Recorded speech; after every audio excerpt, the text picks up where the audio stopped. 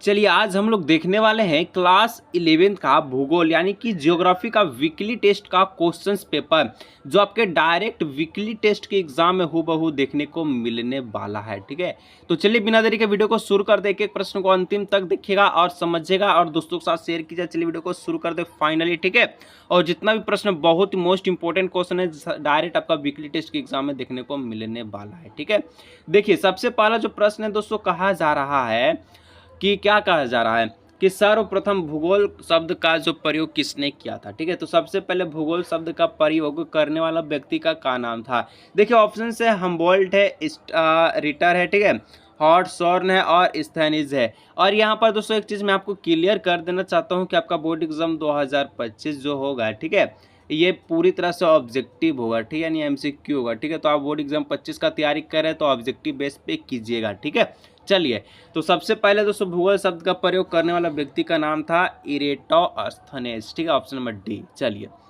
2 number, विषय वस्तुगत क्रमबद्ध उपागम का प्रवर्तक किस भूगोलवेत्ता को कहा जाता है। विषय वस्तुगत क्रमबद्ध यानी कि क्रम में इस प्रकार से रखा हुआ, ठीक है, उपागम का प्रवर्तक को कौन से भूगोलवेत्ता को कहा जाता है। ठीक है, अरस्तु है, इरेटोस्थेनीज है और हम्बोल्ट है और यहाँ पर रिटर है। तो देखिए इसका जो correct answer option number C हो जाएगा हम्बोल्ट। ठीक है, चलिए 3 नंबर, निम्नलिखित में से कौन सा प्रश्न कार्य कारण संबंध से जुड़ा है। कार्य कारण संबंध से कौन सा प्रश्न यहाँ पर जुड़ा है। ठीक है, ये आपसे पूछा जा रहा है क्वेश्चन में। ठीक है, तो यहाँ पर जो ऑप्शन नंबर ए जो दिख रहा है, क्यों यहाँ पर जो क्या दिख रहा है, तो यहाँ पर आपका प्रश्न जो है दिखा रहा है कार्य कारण के संबंध से जुड़ा हुआ। ठीक है, आगे बढ़ते हैं 4 नंबर।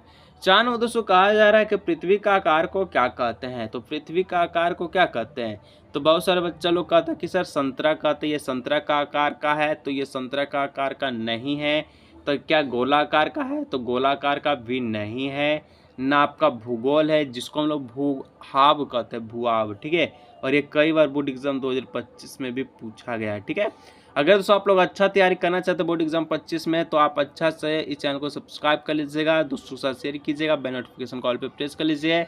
एग्जाम का तैयारी आप अच्छा तरह से कर सकते हैं। 5 नंबर, जीवन का विकास लगभग कितने करोड़ वर्ष पहले आरंभ हुआ।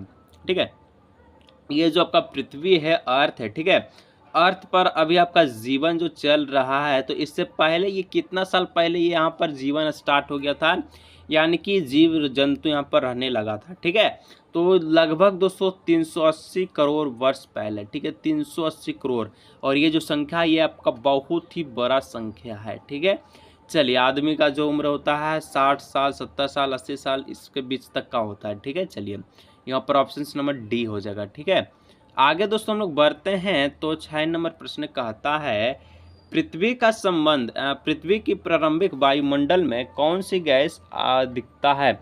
यानी कि पृथ्वी का जो प्रारंभिक वायुमंडल है, ठीक है, उसमें जो एक सबसे ज़्यादा गैस कौन है, सबसे ज़्यादा जो गैस है वो कौन सा है। तो यहाँ पर हाइड्रोजन और हीलियम, हाइड्रोजन और हीलियम ये 2 गैस है। ठीक है, इसको याद कर लीजिएगा, जिसका इस प्रकार से प्रतीक होता है साइंस में। ठीक है, चलिए 7 नंबर कह रहा है कि किस युग को डायनासोर का युग भी कहा जाता है।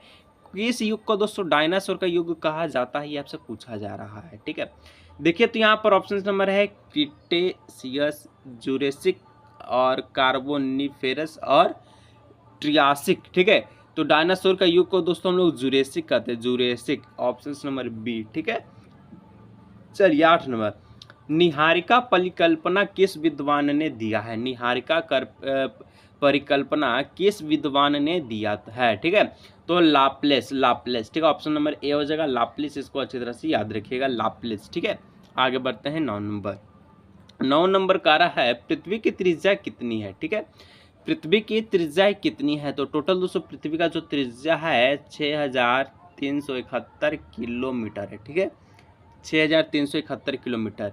ए में देख लीजिए मीटर दिया गया है, इसमें अलग है, इसमें अलग है, ऑप्शन नंबर डी हो जाएगा 6371 किलोमीटर। ठीक है, चलिए आगे बढ़ते हैं 10 नंबर। 10 नंबर का रहा है भूकंप के कौन सी तरंग सिर्फ ठोस पदार्थ में ही चलती है। ठीक है, भूकंप के कौन सी तरंग सिर्फ ठोस पदार्थ में ही चलती है, तो एस तरंग जो होता है ये आपका ठोस पदार्थ में ही केवल और केवल चलती है, जो ऑप्शन नंबर बी वाला हो जाएगा। ठीक है, चलिए 11 नंबर, कौन सी तरंग को भूगर्भिक तरंग कहा जाता है?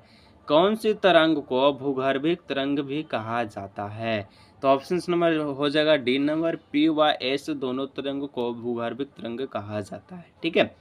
12, महासागर के नीचे भूपट्टी की औसत मोटाई कितनी है? जो महासागर है उसका नीचे जो भूपट्टी पाया जाता है उसका औसत उसका जो मोटाई कितनी है?